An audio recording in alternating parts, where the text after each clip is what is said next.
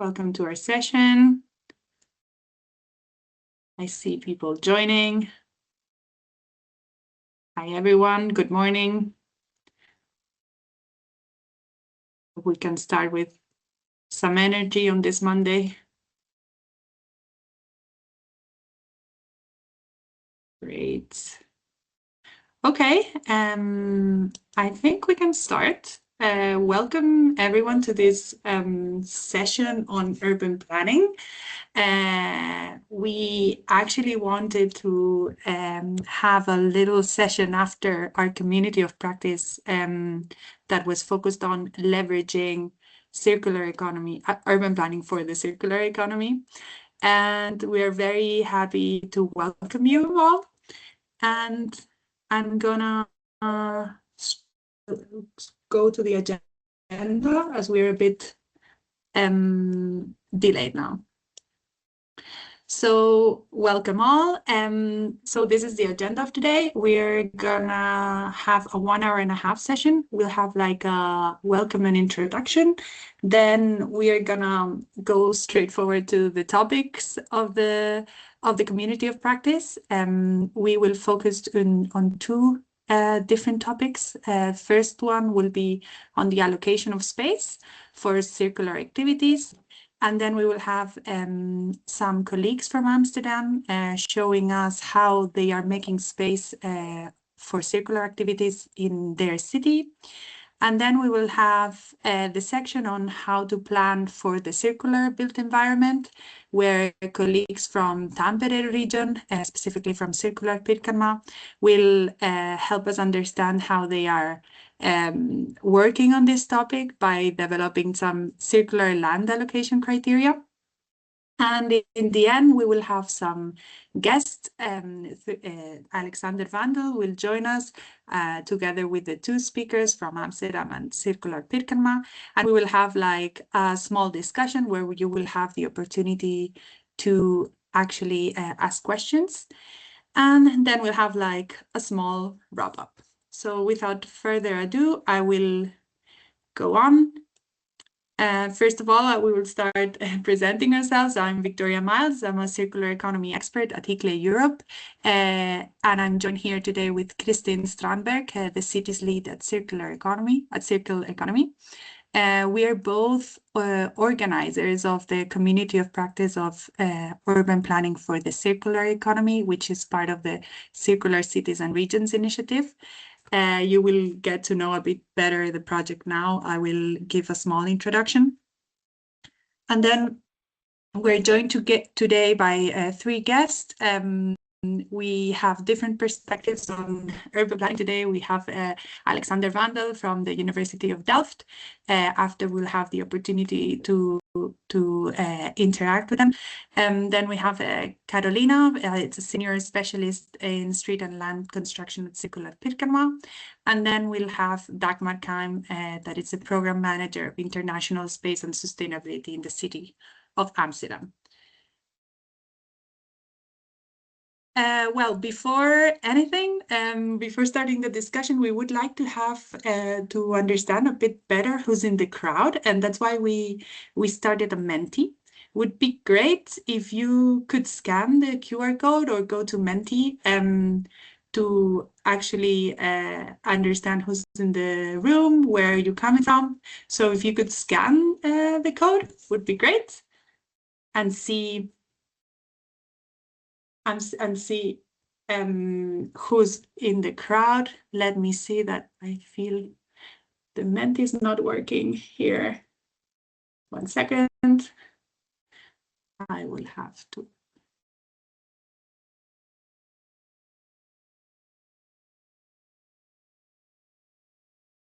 I will have to open the Menti in another tab. Apologies for that. See if I can share now.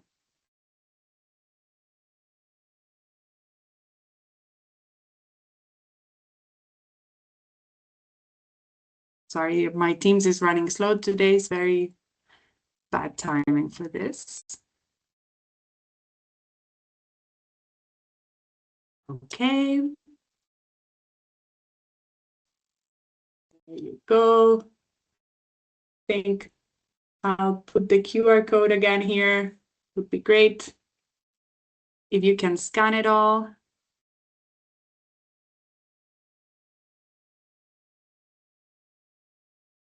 I'm gonna also share the link in the tab. In the chat.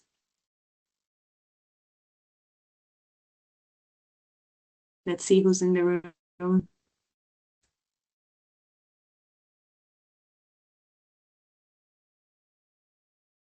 Okay, I will already see some results. Universities, non-profit organization. We can also see some local authorities joining. Great. Okay, we have someone for the urban planning department. That's always nice.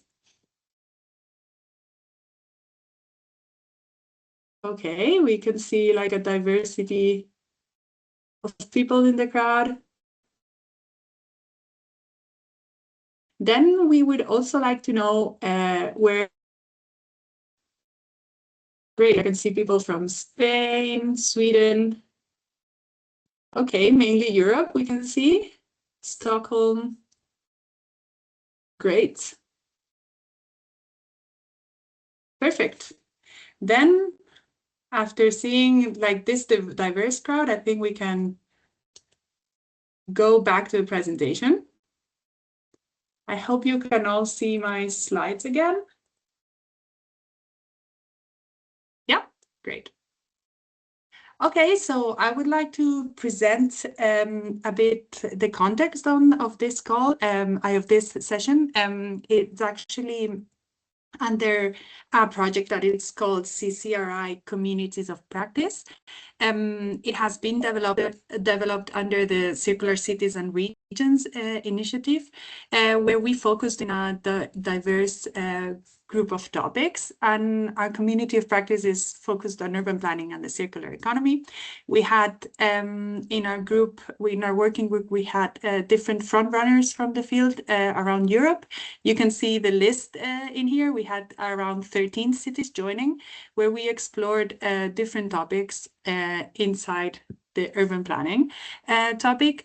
We had some guest cities actually joining us that were Helsinki, Essen, Wils, and The Hague. And the rest that you can see in black, they were the core cities that joined all of our sessions. More specifically, we actually focused on 5 different topics.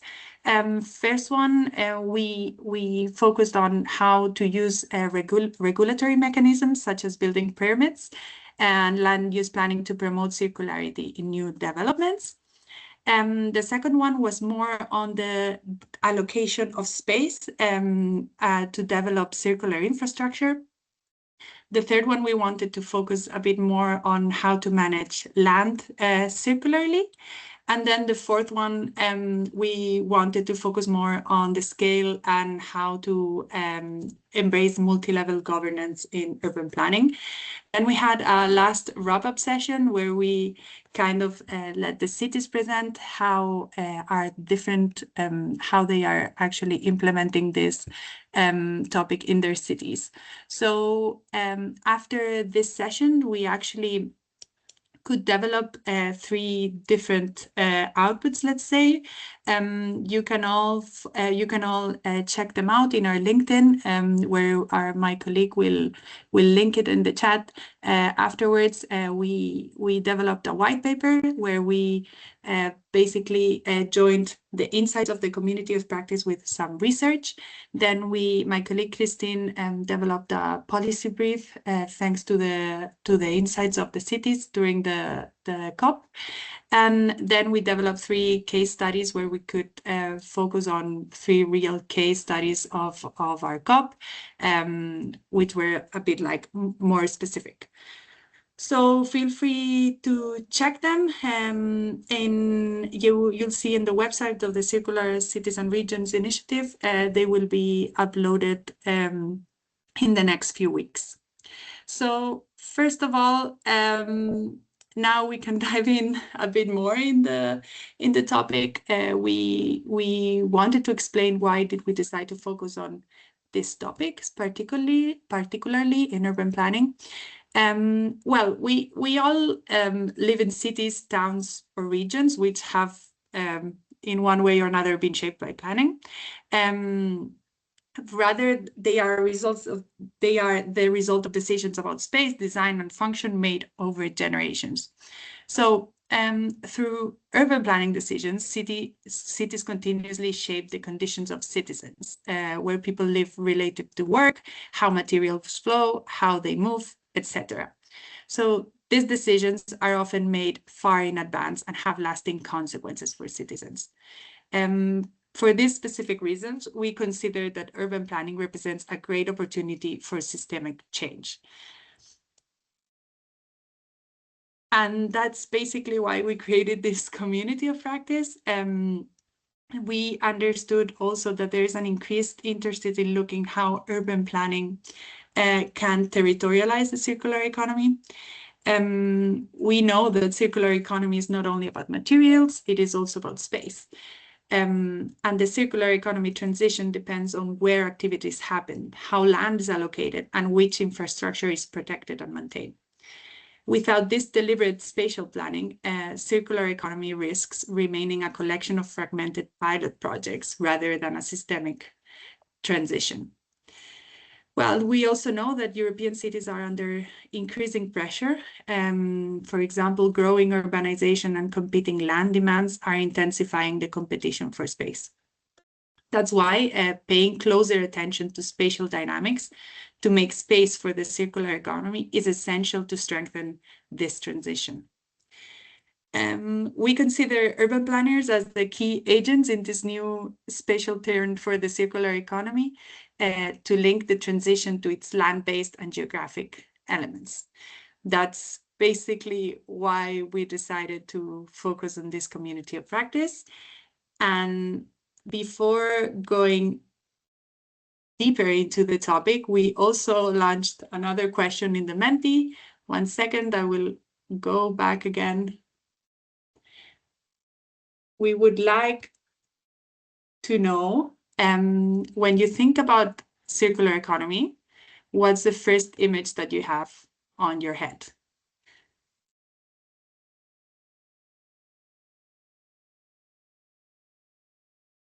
Because we all know, we see mushrooms, we all know that could be materials, but what can go beyond the materials? Okay, I can see reuse, trees, mushrooms, material banks, okay, waste hierarchy,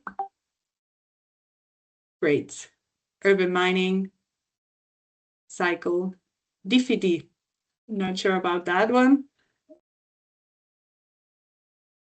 So with this question, I would like to give the floor to my colleague, Kristin. Let's see how we can pick it up.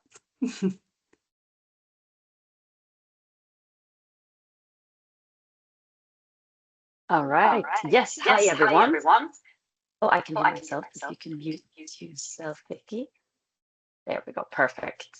Well, good morning, everyone. My name is Christine Strandberg. I am the city's lead at Circular Economy, an NGO based in Amsterdam, the Netherlands.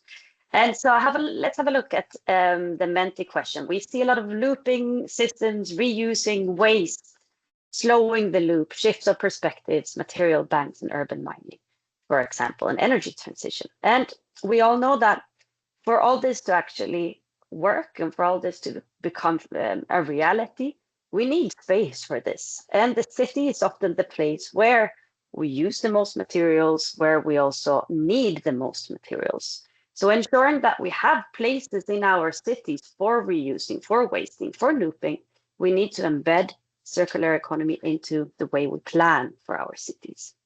So if we go back to the presentation, I would like to give you a bit of an overview of what we have discussed in the community of practice of what we speak about allocating space for circular activities. What do we actually speak about? Perfect. You can go straight away to the next slide, please. Perfect. So if circular activities need physical space, what does that space actually look like? So let's start close to home at the neighborhood scale, because this is where most of us will actually meet the circular economy in our daily life. At this scale, it's smaller and more embedded in our daily life. Think of repair, refurbishment hub, somewhere where you, for example, bring a broken appliance instead of throwing it away, or a low carbon logistic node, something as simple as a cargo bike depot that consolidates deliveries for a couple of streets in your neighborhood. None of this would work unless it's really close to the users, all of us as people, as residents in the city. So a resource shop, for example, it only functions if people can easily access it. And one thing that I would like to highlight here is that public space itself can also become a space for circular infrastructure. So a market square, a community facility, a patch of green, these increasingly can also double as platforms for circular activities, for circular events, for workshops, even for reusing local materials, such as, for example, a tree that you need to cut down into street furniture. So at this scale, we see that circularity is really embedded and part of the neighborhood fabric. And next slide, please. And if we move to the city scale, we're connecting those neighborhood flows into something more systemic. So if we think of the neighborhood solutions as a shop, the city is more like a system. So here we're talking about urban production zones, circular living labs and innovation districts, areas of industrial symbiosis where one company's byproduct becomes another's raw material. We're talking about waste and resource recovery handling at the city scale, district systems that sort, that treat bio-waste, that reuse gray water for things like irrigation and cooling. But we're also talking about blue-green systems, the swales and wetlands and green roofs that flow and reuse water while supporting biodiversity. And here we can also notice that some of these functions from the neighborhood level also reappears here, just in a bigger scale. So sorting, for example, it exists across the urban scale. So we simply need different types of spaces depending on the amount of materials that we handle. And next slide. And then at the regional scale, we're dealing with the flows that no single municipality should handle on its own. The clearest example here is construction and demolition, where we have reclaimed concrete, steel, structural elements, but also excavation soil, for example. This is heavy and very land-intensive materials that often moves across municipal borders, and it needs regional hubs and coordination sites to be recovered at any real scale. And you also get industrial symbiosis again and bio-based production landscapes here, linked to the regional land use. And again, we can see the pattern that this is the same family of functions you saw at the neighborhood and city scale, just scaled up all the way this time. But for all these spaces and functions to exist, they also require some very specific conditions. So if we move to the next slide, please. So funding any plot of land is not enough. Circular infrastructure also comes with certain conditions. First, we need secure land, because many of these activities live in real spatial precarity. They get moved on the moment that land becomes valuable. Next, we have proximity, so close to people and also to logistical nodes. We then have flexible zoning that also protects affordability, so these uses aren't simply priced out. And finally, sites that are both suitable from an ecological and social standpoint, which means that thinking about the expected impact, both on the surrounding nature, but also whether the neighborhood will actually accept and take it to their hearts. And if you click one time, Vicky. Perfect. But the condition that I really want you to take away is on the right side here. So this is something that we often tend to forget. Circular infrastructure has to be planned both in space, but also in time. Some of it needs permanent space. A material depot, for example, only builds supply chains, skills, and trust if it can stay for many years. But some, it's more temporary by nature, tied to specific demolition, or a public works project, here for a number of years and then gone. So planning has to handle both of these flows and both of these scales. So if all of this is so clearly needed, why are we still struggling to make it happen? So we have found three main reasons why cities are challenged with this, or facing challenges when implementing circularity. So next slide, please. The first reason is simply that we don't know enough yet.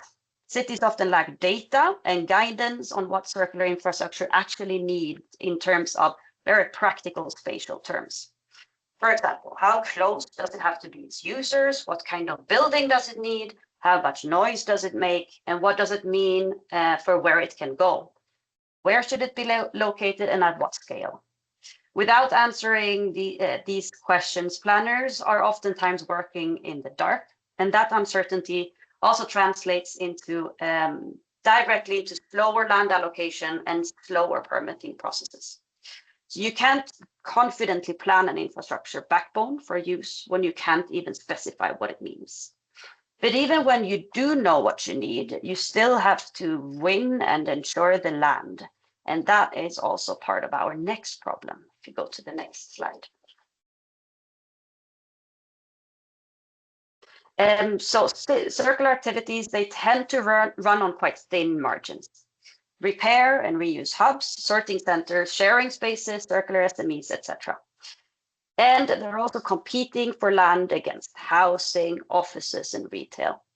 Uses that can usually pay far more per square meter of land.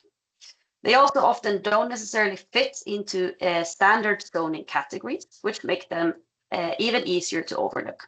So in a tight land market, they tend to lose to more high-paying land use, more high-paying land uses. So they tend to get pushed to the peripheral, margin, or short-term sites. The research on spatial circularity is quite blunt about this. Speculative pressures favors profitable, linear uses, and circular functions are rarely secured in statutory plans or long leases. And even when a city's own strategy names these activities as a priority, the market quietly often relocates them to the edge, where they are harder to reach and easier to displace. Next slide, please. The third challenge is that material flows across boundaries, but the powers to govern them don't. So a circular value chain typically spans local, regional, and sometimes even national and cross-national scales. But the powers that shape it, zoning, development, control, waste management, building codes, infrastructure planning, for example, but also fiscal tools, are split across all these different government levels. So you end up in a situation where no single actor has both the mandate and the tools to shape circular land uses at the scale where the flows actually happen and operate. What this means is that coordination isn't really optional, it's required. So now, knowing that these three obstacles, the unclear requirement, the market pressure, and the fragmentation across scales, here are a couple of policy recommendations that we found that answer to some of these challenges. So next slide, please. But first, to help cities in the selection of these suggested policies, we have used a two-way tagging system that can help you navigate through all these recommendations. So the first one at the top is the type of lever that it is. A quick win creates visibility and momentum. It's low risk and it's a good way to get started. An enabler unlocks or strengthens other measures. It creates conditions for change. And the transformative measure actually changes the rules of the game entirely, but only, of course, when it's fully implemented. The second level is legal feasibility. If you go back to the previous slide, please. So we have local ready, which means a city or region can do it now under existing law. Mixed means that part of it can happen now, but the full effect needs a higher level reform. Such as national or regional legal change before it can be fully implemented. And now we can move to the next slides. Perfect. So the first recommendation is perhaps the most direct one that we have. we need to treat circular infrastructure as an essential urban function and actually embed space for it in our plans. So reuse hubs, repair spaces, material banks, urban mining sites, circular SMEs. We're asking cities to treat these the way they treat a school or a clinic or something as functioning that city simply needs. So on our tags, we see that this is a local ready and it's an enabler. Most municipalities can already zone for productive and mixed uses and grant permits for circular operators within existing law. So you don't need permission from anyone above you to begin. And when you secure these locations, it's both useful in its own right and a precondition for viable circular value chains. And if you just click, there we go. So as an example, we have Amsterdam, who we will hear more about in a little while. So Amsterdam shows this in practice. In neighborhoods such as Bouwsloterham, the land use plan allows for mixed and productive uses, and the city grants time-limited permits and leases specifically to circular infrastructure, reuse hubs, urban manufacturing, repair spaces. And next slide, please. In the next policy recommendation, we have coordinate circular infrastructure and value chains at the regional and metropolitan scale. So in practice, that means that we need to align locations of recycling parks, urban mining hubs, circular industry zones, and logistics corridor, so that they serve multiple municipalities at once and actually match where the materials move. So when we have on the tags, this is locally ready wherever a regional or metropolitan planning body already exists. And it's an enabler because its main job is to align local action and investment so that cross-municipal circular systems can become possible. And if you move to the next, we see that this has already been implemented in Ile-de-France, which is Plan Commune, which is the 9 cities north of Paris. They loop construction materials across the whole territory using reuse platforms and digital matching tool. And it's applied, has been applied in more than 30 sites so far, including the Paris 2024 Olympic Village. So at the regional level, Ile-de-France backs this up by treating construction and demolition waste as a priority flow with binding recovery targets and a goal to double locally sourced and recycled materials by 2030. So now I would like to welcome Dagmar from the city or the municipality of Amsterdam to very briefly also show how they use land use planning to ensure space for circular activities within the city. Over to you, Dagmar. Yeah, thank you very much for giving me the chance to present how we are dealing with the circular built environment in Amsterdam. In Amsterdam, we have 3 circular chains we focus on. One of them is the circular built environment, and I'm happy to share you how we're working on. So basically, we are working right now. Just get me some glass of water. Okay, so basically we have 3 different kinds of hubs that we identified. First of all, the logistic building hubs. Then we have storage hubs for secondary materials, and we have circular building hubs where we actually really recycle material, reuse it, and work on making it better. And it's basically focusing on reusing. I'll show you a couple of these different building hubs, starting with the logistic city hub. This is the first huge logistic city hub that has been developed in the harbor of Amsterdam. It's located on the waterfront. And one of the things that we saw is that with circular economy, it's really also an increase of traffic. And in order to do this and to lower the impact of the traffic that is produced through the circular economy, we really need to develop a very thought through logistic city hubs and have to think where we locate them and also how do we bring the material actually to the construction site. The second type of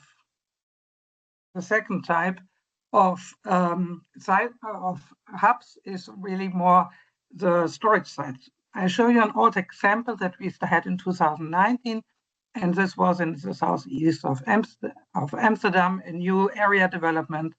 And at that time, the theme of circular economy arose, and we were searching for a space where we can store materials. And at that time, there was still a lot of attention to the reduction of traffic, and it was there for new and for recycled materials or reused materials, but it was temporarily based. So what we had to do, we had to change the plan, the zoning plan in this area in order to make this happen. So this was the first pilot, you could say, that we worked on. And now it is already like that when we are doing new transformation areas or greenfield development, we are actually saying in the plan, in the master plan already, this is a location for storage of materials or for circular hubs. In the next phase, we are going to look also more on the traffic flows, but right now we just defined these spaces. And we said these spaces are basically for our own materials because the city is in charge of the public space. In this area, we're going to build a lot. We have temporarily stones that we use for the construction site and also other materials. And in these storage sites, we store them. And what is interesting is that actually a couple of years ago, we started something like a method that we're using the same kind of stones all over the city. At that time, that was an economical reason. Now, this is actually very good for the circular economy because it makes it possible to reuse materials. So we have an online material bank where you can actually match within the city for the different construction sites, which materials can you find. And we also have since short a new function, which is a material broker. That is actually the person that goes to the site and looks at the quality of the material and then says, this is not good, put it away, or this we will never reuse. So we save space as much as possible because we cannot reuse everything. So this is, I think, a very nice example of how we're working right now. And now we're starting our first circular hubs. And these are actually places where you bring bricks that has been used, you clean them. We have a robot there that puts them on a pallet. And then from the pallet, it goes back to the project site or to the storage location. So these are some examples about how we're working on making space for circularity. Thank you.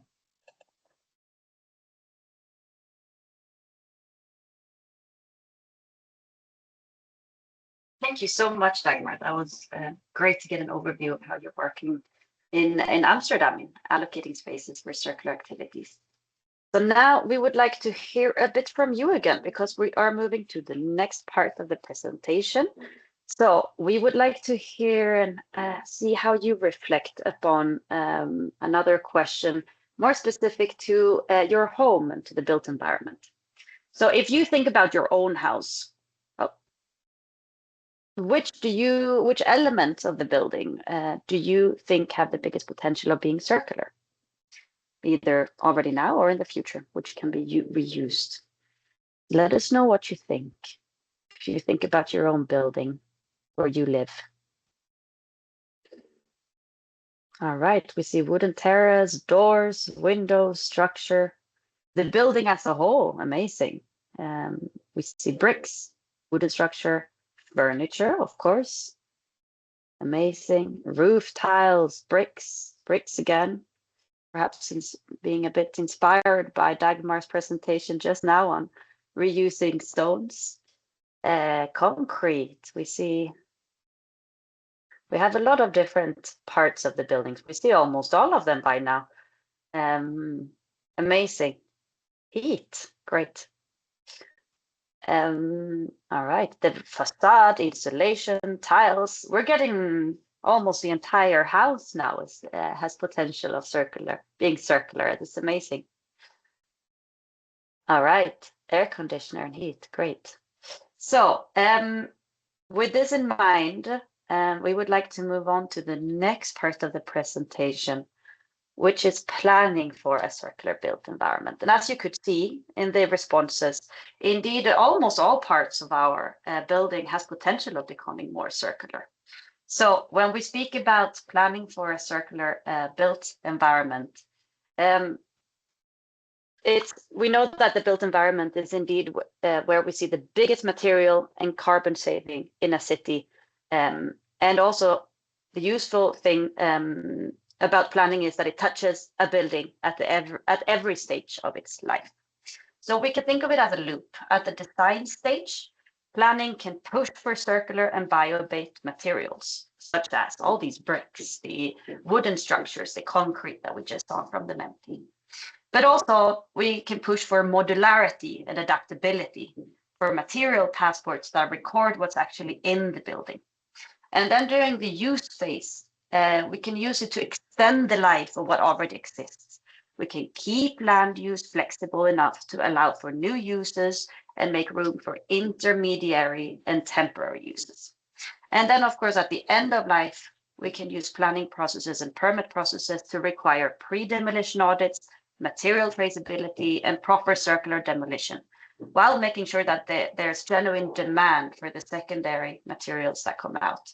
And then, of course, to use these in the design phase again. But to ensure this, planners have two kinds of tools. We have enforceable measures, such as requirements, permits, zoning, but also encouraging measures, such as dialogue and grants. So both of this is, of course, a bit of a stick and a carrot situation. And every recommendation that I'm about to show you now is either one or the other. And none of it works without collaboration between planning and permits department on one side and developers and architects and material suppliers on the other, which is more from the private sector, of course. So why is the built environment still mostly linear from a planning perspective? Let's have a look at a couple of the challenges that we found within our communities of practice. So next slide, please. The first reason is that circular strategy and planning practice often live in very different parts of the organization, sometimes literally in different departments. Circular strategies, they tend to be led by waste, innovation, or economic teams, and they're only loosely connected to land use decisions.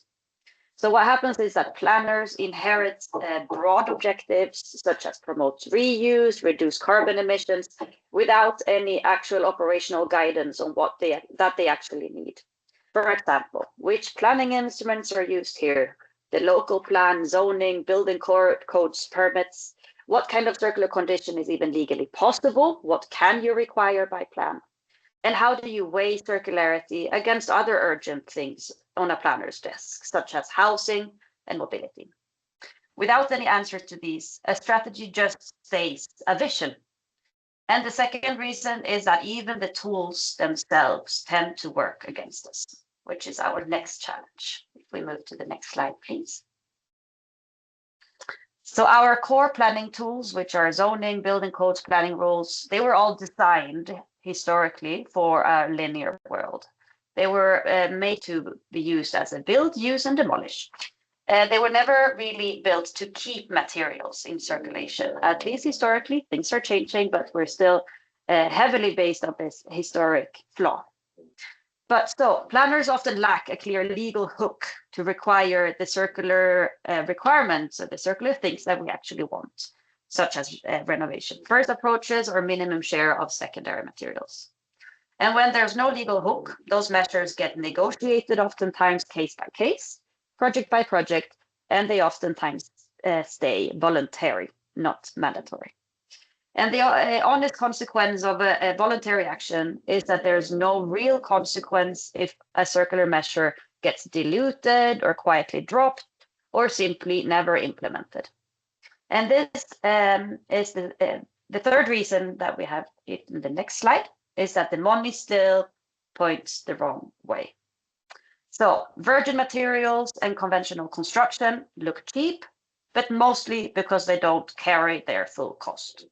The carbon, the waste, the resource depletion, none of that shows up on the real price tag. Meanwhile, secondary materials and circular solutions, they still face higher upfront costs, uncertain payback times, and markets that aren't necessarily mature yet. So when a city does try to attach circular conditions to a plan or a permit, developers can simply push back and call them uneconomic. Circular measures tend to get watered down or shrink down to a pilot or treated as a nice to have as an add-on. So what are cities actually doing about these challenges? We've now grouped the policy recommendations into two main buckets of solutions, which is build better and use longer, simply put. So next slide, please. This is the first policy recommendation on build better. And this is perhaps the most obvious policy recommendation out there. Make secondary and low impact materials the default in new development, rather than the exception you have to argue for every time. So concretely, that means embedding tools such as life cycle assessment, whole life carbon limits, and minimum shares of secondary or low impact materials directly into the planning or permit controls. And on the tags, this one is mixed on feasibility, and it's transformative when it's truly fixed. Cities can already use these criteria in their own projects, of course, and land tenders today, but making them binding on all major private development usually needs an explicit legal basis. So if we go to the next, or click one way, there we go. So Ensemble is another Parisian municipality, actually, just north of the city. It's an example where they go all the way. So for any new builds over 15 dwellings or 900 square meters, their building intermunicipal plan requires structural concrete to contain a minimum share of recycled aggregates, plus a share of reused or repurposed materials. And because it's written into the building part of the plan and has to be demonstrated in the planning application, it really turns the secondary material from a voluntary ambition into a more hard condition of getting permission. So that's where it really gets transformative. So materials are on only one half of the building. So now let's have a look at the next part, which is design for change. So design buildings that can change so that they don't need to be replaced in the first place. The idea is to make adaptability, modularity, and reversibility central design goals, so a building can shift use over time. For example, an office building can become housing, a ground floor can become a workshop, all without demolition. So on the tags, we see that this is locally ready already, but it's an enabler rather than a quick transformation. Cities can set these expectations today in their own project briefs and design competitions, but realistically, it builds the pipeline gradually. It doesn't flip the market overnight. So if you click one time, perfect. So Helsinki shows a soft power version of this. Their circular economy roadmap steers new apartment buildings towards adaptable, modular, easy to repair, and easy to dismantle design.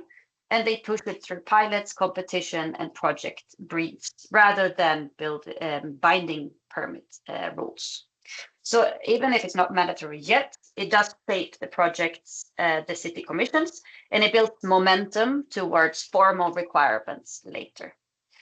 And it's also a really nice construct with Ensemble, where the same underlying goal, but it's encouraging rather than enforcing. So now let's have a look at how we can use the existing building stock longer. And in the most circular building we all know is, of course, the building that already exists. So this recommendation is to put renovation and transformation before demolition, and to make the demolition the exception rather than the default. So in practice, adaptive reuse becomes the first option, and you can only allow demolition as a genuine last result if it's really unsolvable to keep the building. And that keeps materials already embedded in the building in use, and it avoids all the carbon and waste of building new.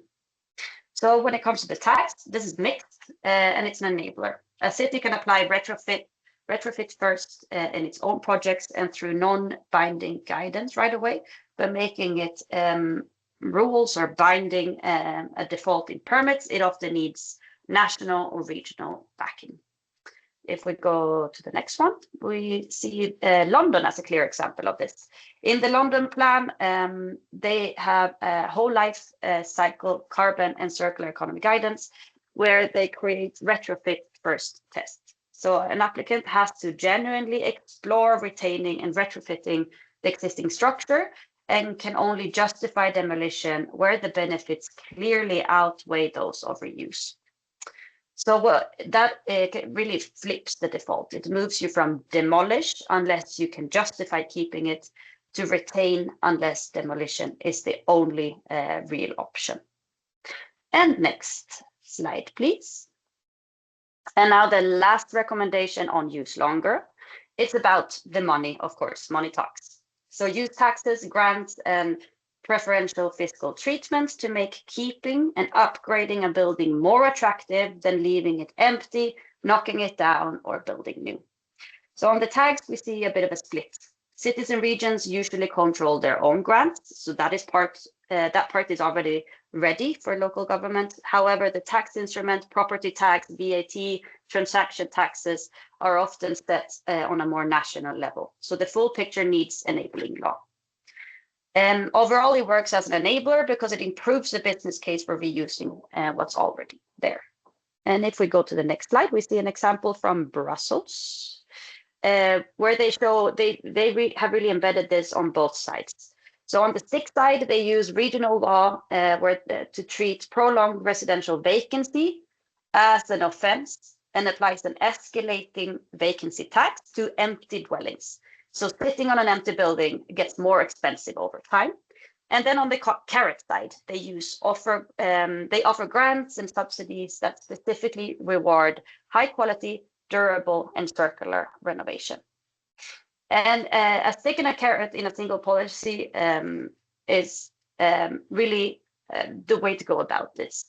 And we've now looked at this at the scale of the city and at the scale of the building to see what circular land allocation criteria looks like in practice.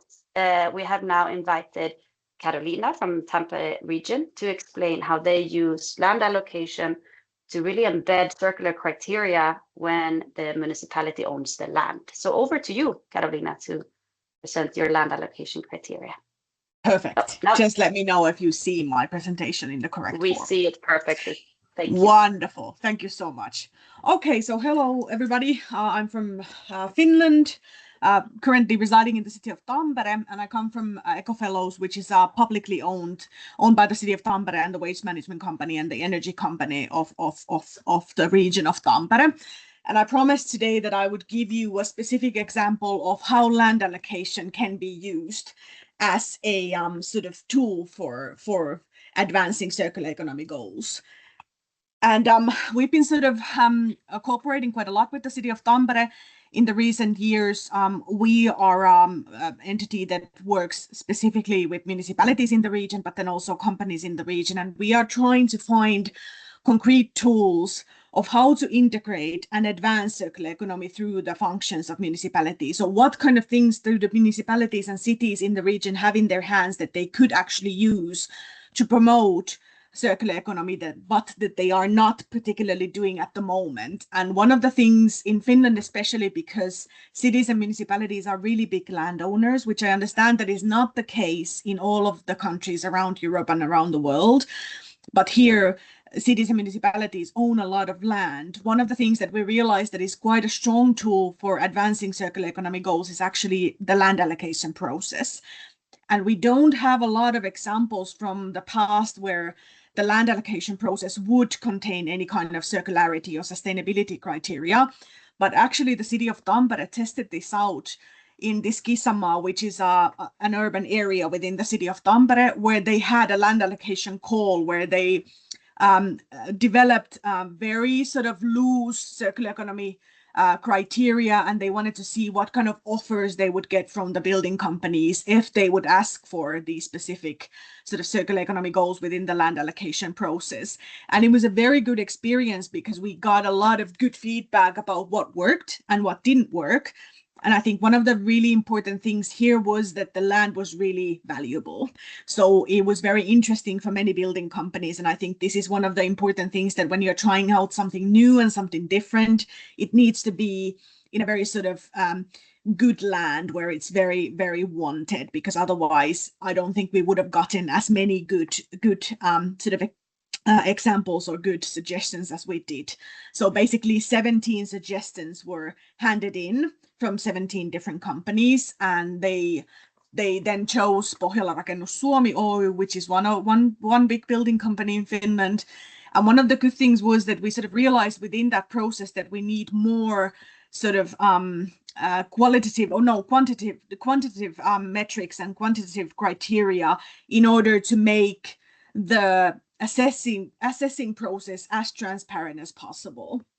And I think one of the things that is really important in Finland is that whenever you can put any kind of requirements within your land allocation process, whether you're selling the land or whether you're renting it out, but it has to be non-discriminatory and it has to align with the local zoning. So this was something that we needed to be very careful with, that it was done in the way that it couldn't be considered illegal. But there isn't anything that would deny you from doing that, from putting sort of different kind of criteria, whether it be circular economy or whether it be something else.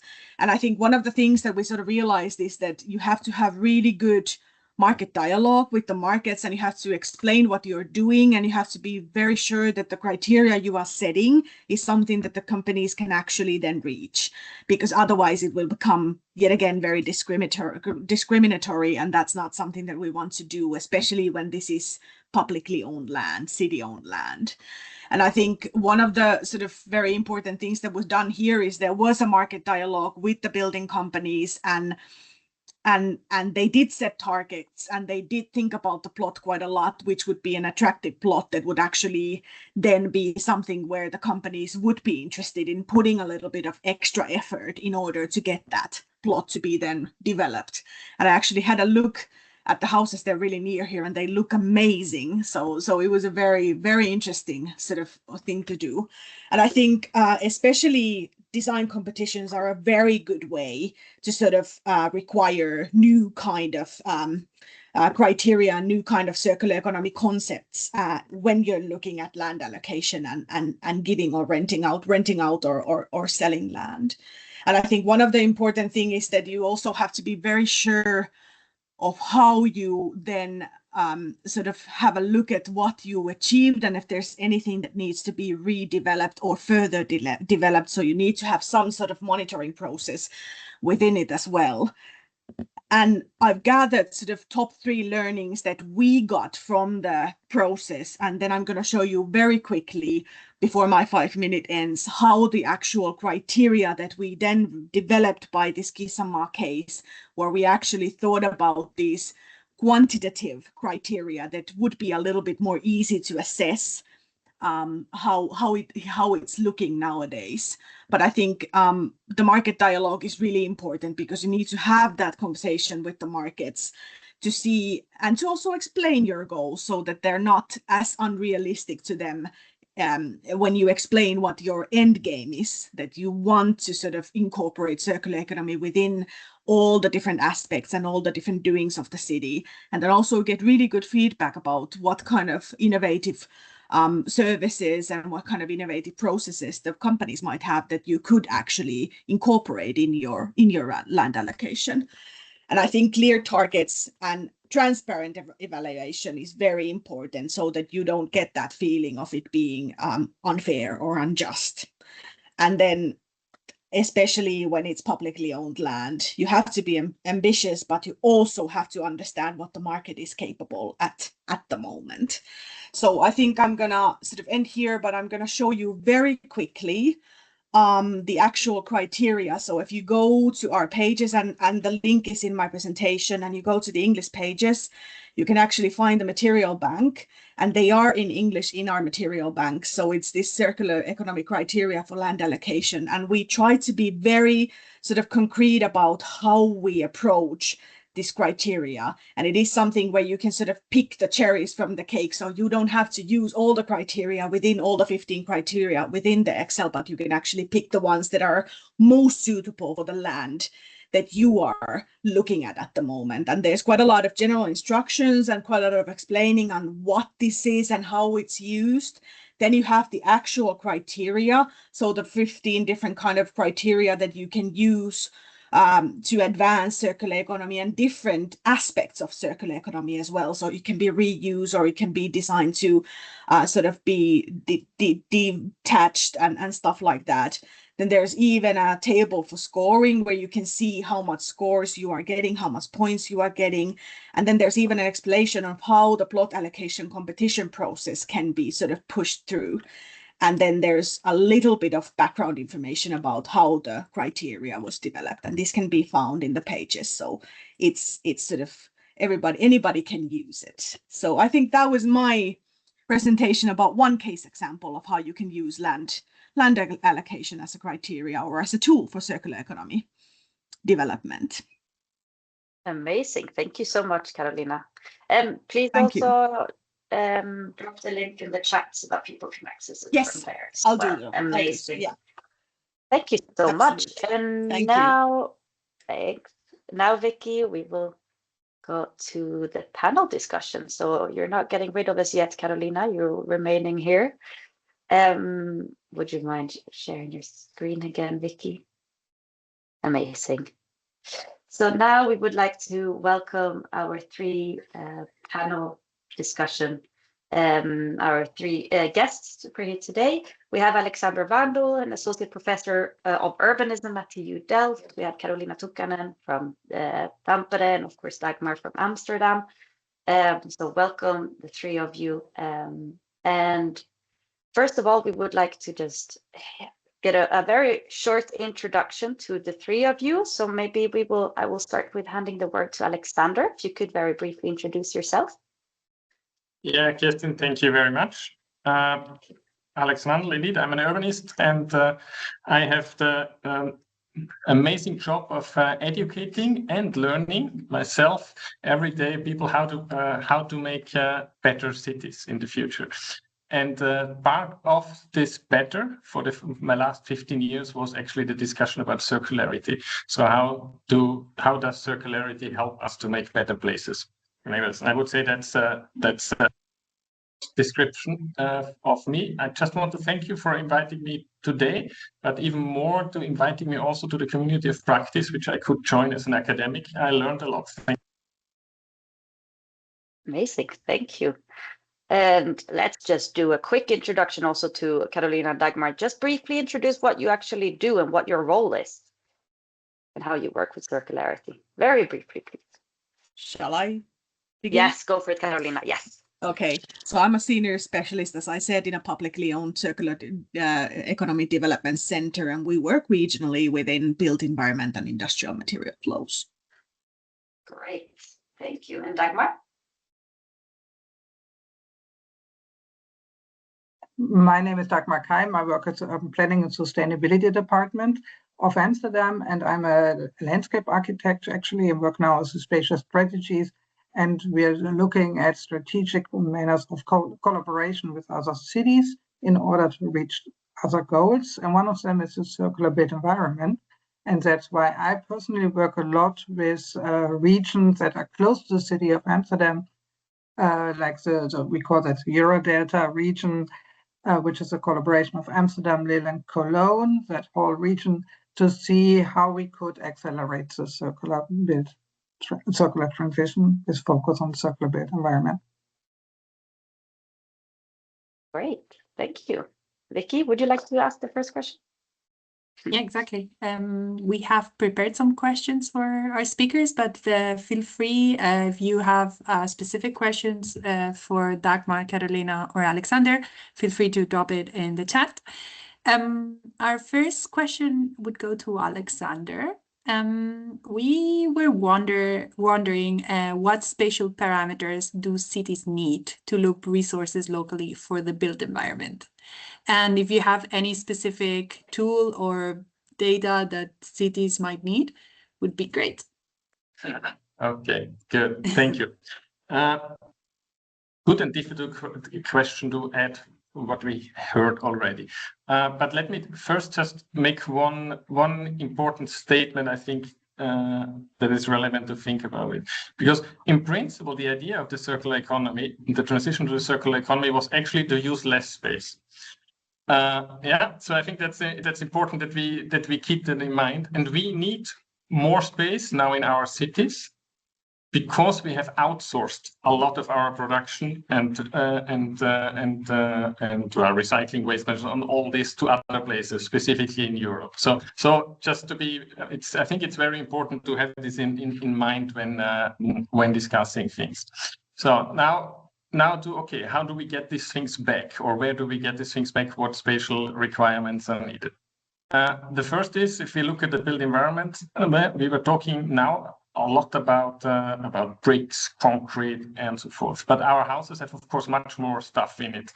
There's a lot of electronics, there's a lot of steel, there's a lot of consumer goods in it, and so forth. And all these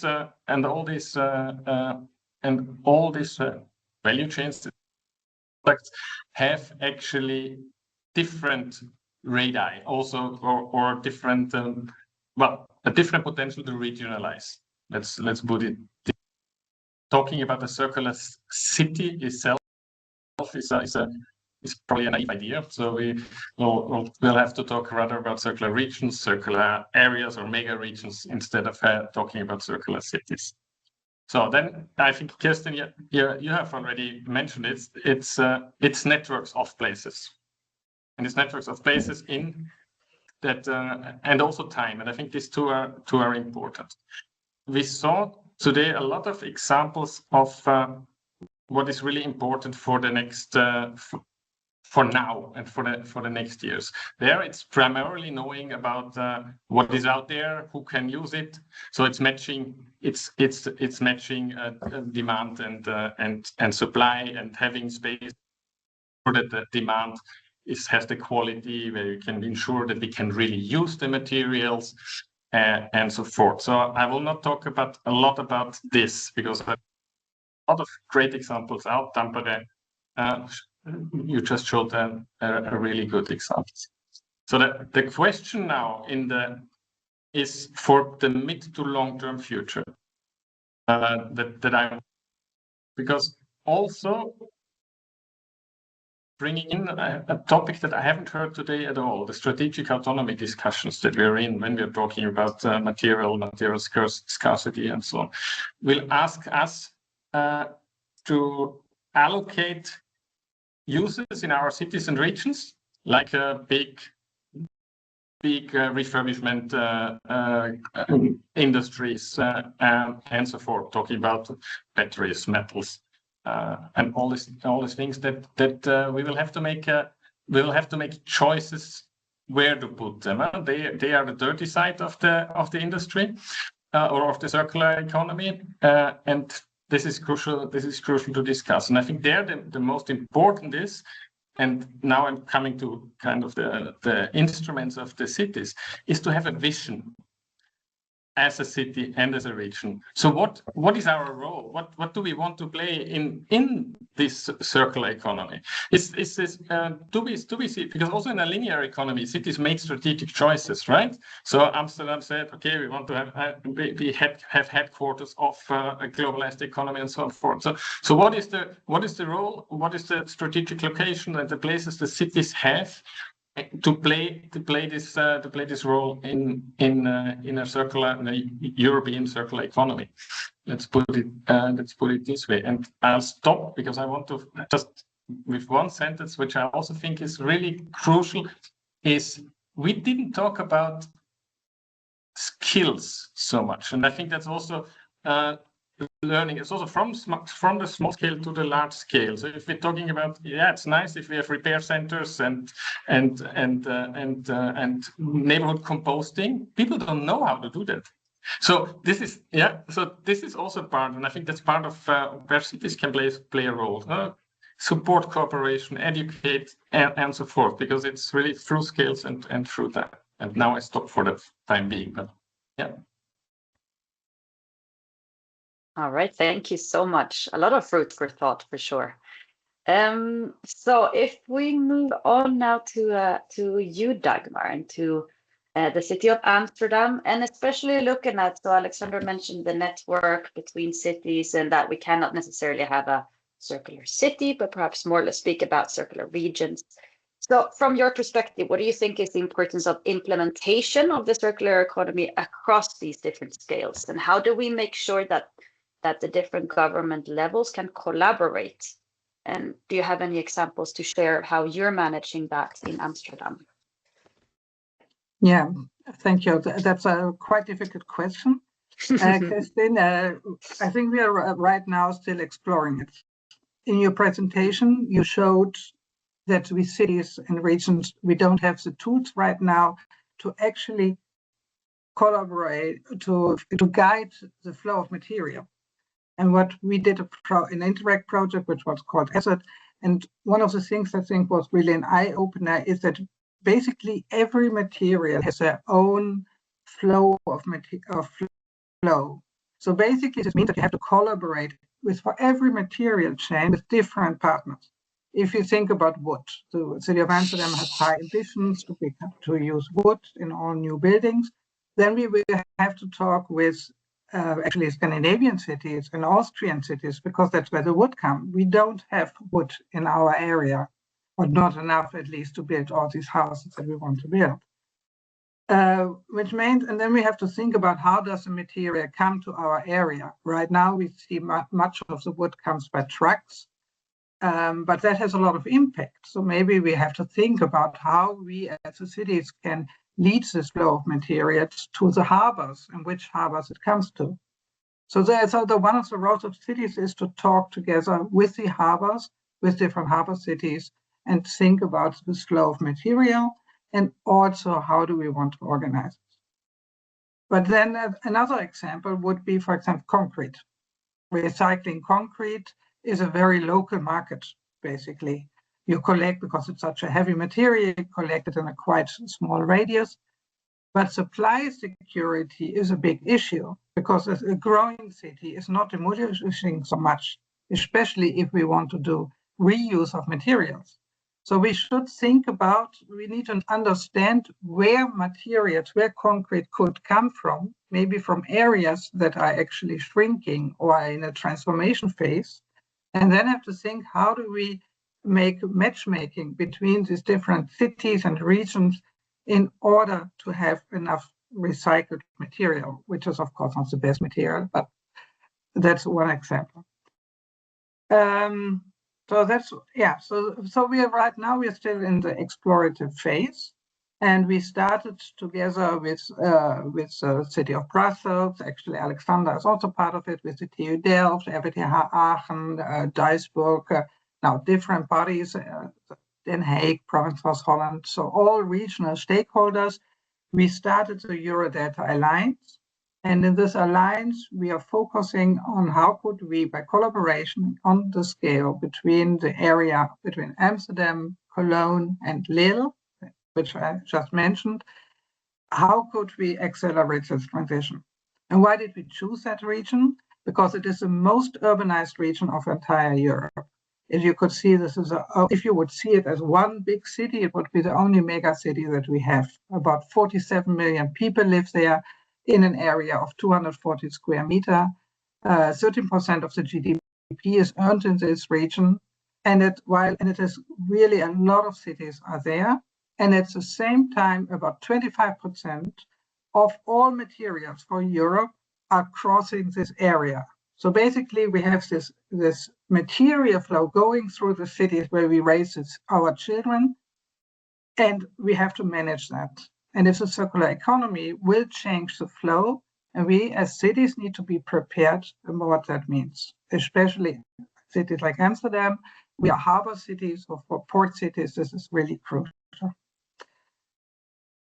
So that would be what we're doing so far. Great. Thank you so much. I have just a very short follow-up question that is actually from the chat. So speaking of the topic of skills, we had a question in the audience of what is the role of material brokers in Amsterdam? And is there a role of facilitator that exists for other sectors beyond construction? Do you have anything to share with us about material brokers in Amsterdam? Yeah, the material broker is looking at the material the city is using itself. Yeah? Because one of the problems that we solve very often is often the legal issue. When does something become waste, and how long is something still a product? But if you don't change ownership, things stay in the not considered waste. So we as the City of Amsterdam, we are piloting actually with this construction, with really focusing on our own materials. So the material broker is looking at our own materials. They go to the project site, look at the material that will be reused in the City of Amsterdam. So we don't have that for textile or bio-based other things, because that's not really something we are using in the city. That is more a market-driven approach. Okay, clear. I hope that this answers the question. Great, yeah, thank you. Victoria? Yeah, I have now a question for Carolina, a bit related to your presentation, Carolina. We wanted to know your opinion on which planning tools do you think they have the biggest potential to integrate circular economy, and if they are now currently falling short in any way, any of the tools that are used now. Yeah, thank you. Yeah, I'm looking at this from the perspective of cities and municipalities, so I have to sort of say this because it would be a little bit different if I would look at it from a company's perspective, but that would make my answer at least 15 minutes long, so I'm gonna choose that sort of that highway. I think the main sort of tools that the cities have in use is basically land allocation, zoning, and then procurements. Those are like the biggest tools where at least Finnish municipalities and cities can sort of have an effect on the environment, on the built environment as a whole. And I think procurements are very important because we do procure quite a lot of buildings and quite a lot of building through procurements as well, especially if it's something that the city is building on their own, like schools and stuff like that in Finland, nurseries and stuff like that. And then also because we are landowners and there are a lot of examples of cities developing whole areas, whole residential areas, I think those kind of sort of tools are really important for the land allocation, for the criteria, so that you would have that criteria for sustainability and circular economy, which we don't really do at a large scale at the moment. But then I think you can't really, especially if you look at it from the municipality and city perspective, you can't forget about the permitting, the environmental permitting, and also the sort of the building permitting, because that's something that can have a negative impact if it's not aligned with the circular economy and sustainability goals. It can have a negative impact or even stop any kind of development. So we've sort of realized quite quickly, especially if we look at reusing different elements and different parts of buildings again, I think you have to sort of have that building control on board from the beginning, and you have to have a very good process for the specification for product approval, because that's something that has sort of become one obstacle that we need to now cross over in Finland. And then I think one of the things that we sort of undermine that has actually come a lot here, which I really like, is that you also need that backbone of a good strategy and good inner instructions. Different municipalities and cities in different countries have different kind of instructions that they use for their zoning or for their procurements or for their sort of built environment development that are actually really important in the cities. And these are the documents that the city employees who are actually responsible of doing something for the built environment in their work, those are the ones that they have to look at and they have to abide by them. So we realize that these kind of sort of instructions that are many times not very sort of visible, you can find them in the city pages if you know what you're looking for. These are something that they need to be aligned with the circular economy goals. And if they are not, even if you would have really good intentions and you would like to use procurements or land allocation or zoning to sort of improve circular economy within your city, it's really difficult to do that if you don't have that backbone of those strategies and instructions. So you have to have those, but you can't stop with those. Then you have to also go towards the actual implementation, because then many cities stop with the strategy and they're like, okay, we've done our circular economy now that we have a circular economy strategy, but then they don't actually follow through with the tangible steps of doing things differently with the everyday work. So that's why the instructions that are mainly focused on guiding the everyday work of the employees of the city and the experts of the city. Those need to be aligned with circular economy. So I think that would be, and my answer is that no, it's not there yet. I think we have a lot of work that we need to do if we want to look at it as a whole concept, that we would be sort of doing everything according to circular economy. We are not there yet, but we are starting to take those steps now and starting to realize what are the processes and where in those processes and who are the people who need to have better skills, better understanding, better instructions, and better sort of processes to follow through. Because these are people, for example, from the municipality, that they are also legally responsible to build safe environments. And there's a lot of sort of personal attachment of and fear that are we allowing bad, unsafe, unhealthy things to happen if we reuse stuff. So I think those are the kind of things from the municipality perspective. And then obviously there are those tools that the private sector is developing for different parts, but I'm not going to go through those because, as I said, that would be quite a long speech then. But I hope I answered your question. Yeah, thank you, Carolina. It is a complex, complex topic, as we know. Christine, I don't know if you want to ask the next question. We have several questions in the chat that maybe we can ask our last question and then dive in.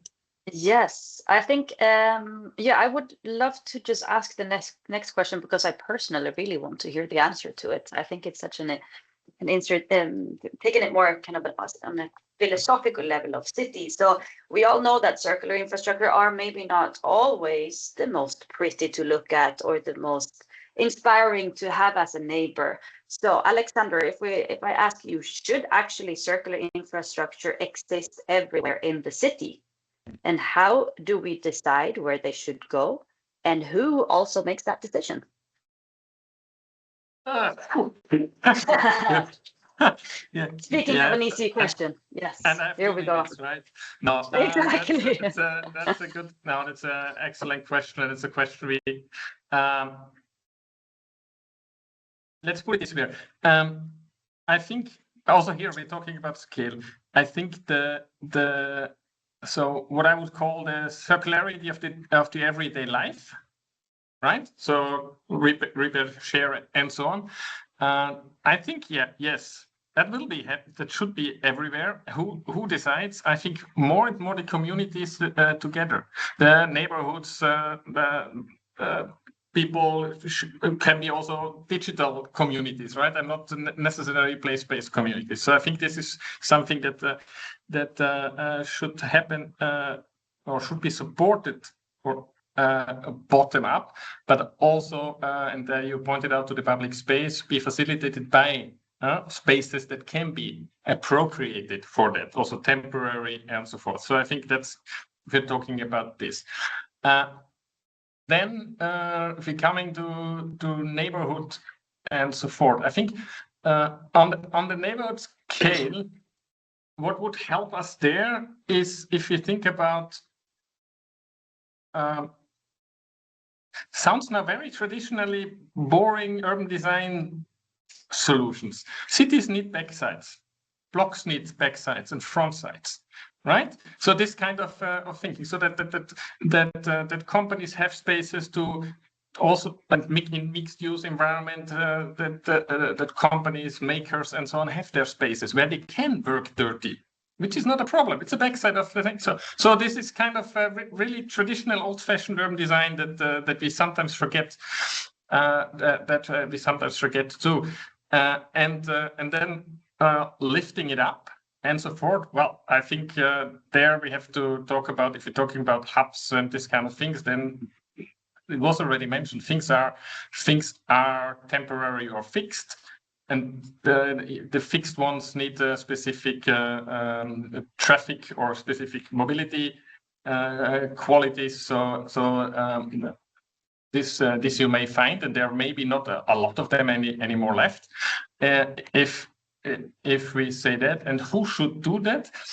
That's a difficult question, and it will be different by city. And this depends, I think, very much in how much ownership of the land the city really has still. Because otherwise you can only regulate and stimulate the market. But if you have still ownership, if you some cities own or partially own their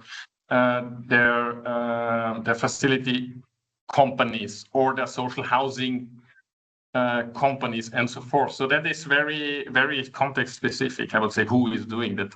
And I think in general, if you brought it in the wider, then the regulation plays just a huge role in getting the economy as a total, not only the built environment, more circular, right? That's, I think, not the task of the cities anymore. I think we're talking EU specifically, EU and national states. Yeah. Great. Thank you. And I guess it is a little bit of a spin-off question to this topic already, which I also saw a question from Serena about, so how do we manage conflicting priorities in cities? We all need housing, we need schools. As Serena puts it, we also need spaces for biodiversity. We also have climate adaptation needs, etc. How do we navigate all these conflicting priorities in cities today? Who's up to answer that? Yes, go for it, Alexander. First, and very brief, because I think what we are forgetting there is we are focusing very often with these questions on the very dense parts of the cities where it's already difficult. And a lot of development, we also saw that from a city comparison, actually takes place in the suburban, the peri-urban areas, very often in the shadow of planning. What you call, where there is actually happening. Nobody knows how, but it's happening, kind of, right? Of course, there is a legal framework and so on, but it's very often. And I think looking at the peri-urban and suburban areas and there designing this in the next transformation step is really crucial, because it's 10, 15 years that we have in this part, and then it's there, and you can translate.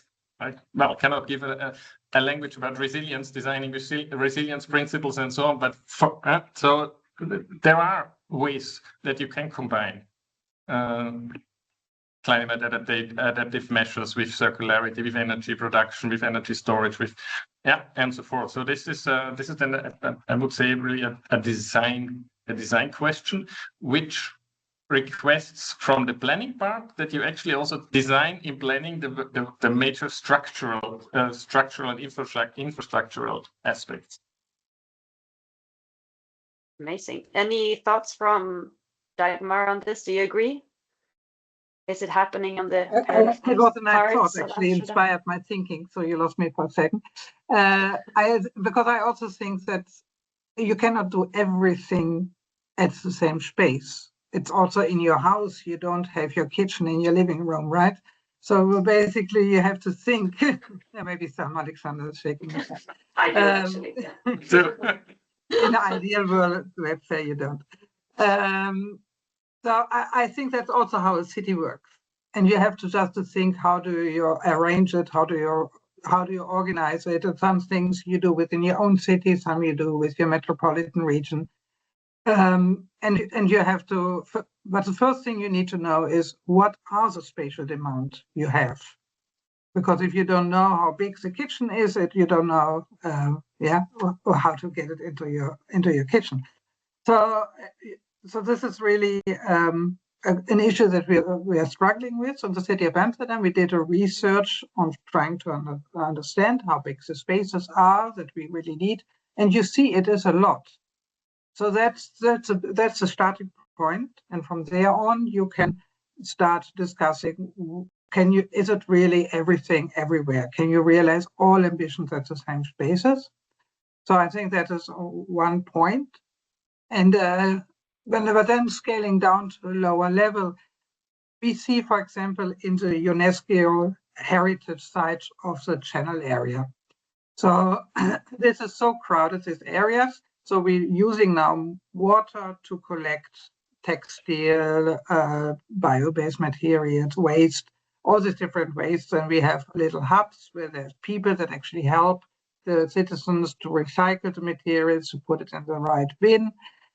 But of course, the people living at that area are very wealthy people having a beautiful house they spend a lot of money on in the UNESCO heritage site. So they don't want garbage in front of the house.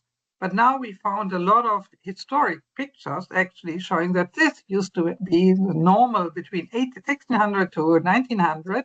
There were water on the water. There were these collection things for waste. So now the perception is changing because there people think, oh yeah, it is historical. And it's a small thing, but it starts changing our discussion with the citizen. So this is, for example, one method that you get a little bit more support for actions you're doing. Great. Thank you so much. I know that we only have 5 more minutes, but any last thoughts from you, Caroline, on this? I think it's just good to hear from the different cities on how you're perceiving this topic of how you navigate the conflicting priorities. Yeah, I would I'm going to answer 2 questions. You asked whether there should be circular infrastructure everywhere. My answer is yes. So that's very simple. Yes, there should be. That was a quick one. Yeah. It's a matter of what do you mean by circularity, but you need to have that understanding of closing the loop because otherwise we won't have resources in the future. It's as simple as that. So that's my answer. And then how do you sort of manage those conflicting interests? I think it's about dialogue. I think a lot of things is about dialogue. And one of the issues that we realized is that we don't have an entity that would be responsible of putting different entities together. And that's what Circular Pirkanmaa is all about. But even us, we concentrate on the municipalities and companies. So we leave the citizens out of it because we are a really small entity. So we couldn't embrace it all. So we decided that we're going to focus on that because we want to sort of see the environmental and the economic part of the circular economy be fulfilled. So we need companies, and then because we had a stronghold on municipalities anyway, so that was it. So I think dialogue is something that we undervalue quite a lot, because if you get people in the same space and you facilitate that conversation with a goal in mind, like what do you want to achieve? What kind of things do you want to discuss? That's actually a very powerful tool. But then you need specific entities that have that role of facilitating and bringing those entities together. And I think that's one of the things that Circular Pirkanmaa is doing. And then I think it's also about understanding the conflicting interests and where do they come from, because then it's easier to put them together and find common ground if you understand where the actual problem is with the different entities and why they can't see the issue with the same way. And for us, it's been very easy to sort of come together with the economic and with the environmental, because either of those, sometimes both of them, but usually it's one of them that is the interest of a specific party. And if you bring those together and if you show the economic part together with the sustainability part, I think it sort of helps quite a lot. So that would be my quick answer to that question. Amazing. Thank you all, the 3 of you, so much for joining this. It's such an interesting topic with urban planning, and I think we're all cities are starting to scratch the surface of this. There's so much more to research, so much more to learn about. So Alexandra, you'll have plenty of work to do in the upcoming years for sure to help us navigate all these difficult questions when it comes to circularity, spatial requirements, and embedding circularity into our city fabric. I would like to just give some last concluding remarks. I have 1 minute to do so. If we go back 1 slide, please. Perfect. There we go. So let me very briefly try to summarize this in 1 minute. If there's one thing I'd like you to leave with, it is that the future of the circularity in cities, of course, depends on urban and territorial planning. So it genuinely doesn't happen without embedding this space into our planning processes. Because what we've really been describing today is a shift in how we see the circular economy. It's not only an environmental agenda, and it's not only an economic one. It's a spatial government agenda as well. It's about where things happen, what gets secured, and who coordinates it across the scales. And that's exactly why planners are so essential for this work.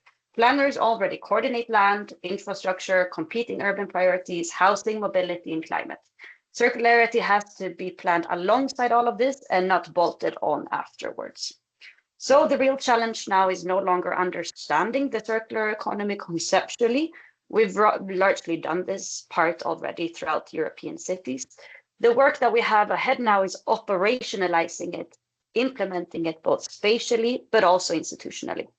I might be a bit biased as a planner myself, but I think this is really exciting future that I hope that you will all join us on that journey together. So thank you all so much for joining us today. And please share the materials that we shared with you here today, and let's stay in touch. Thank you all so much. Thank you for organizing. Thank you. Thank you, Alexander. Thank you, Carolina. Thank you, Dagmar. Thank you, everyone.